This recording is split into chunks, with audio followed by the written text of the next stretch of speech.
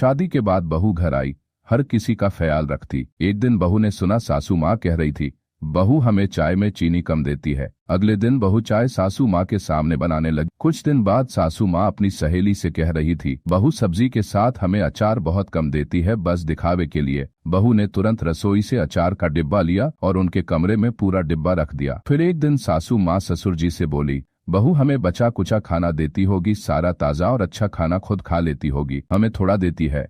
बहू ने यह सुना तो अगले दिन कई तरह के पकवान तैयार किए और पूरा टेबल सासू माँ के कमरे में रखकर बोली, अब आपको बैठक तक जाने की परेशानी नहीं होगी। बहू के जाने के बाद ससुर जी मुस्कुराकर बोले, अब तो सब कुछ तेरे पास है। सासू माँ बोली, हाँ जी, पर मुझे शक है बहू फिर भी कुछ ना कुछ गड़बड़ करती होगी। ससुर हंसकर बोले, गड़बड़ बहू नहीं करती, गड़बड़ तेरे मन में है। तू जैसी बहू थी वैसा ही दूसरों पर शक करती है। शक और वहम इंसान की सोच को अंधा कर देते हैं। आप अपने ख्याल कमेंट में जरूर लिखें।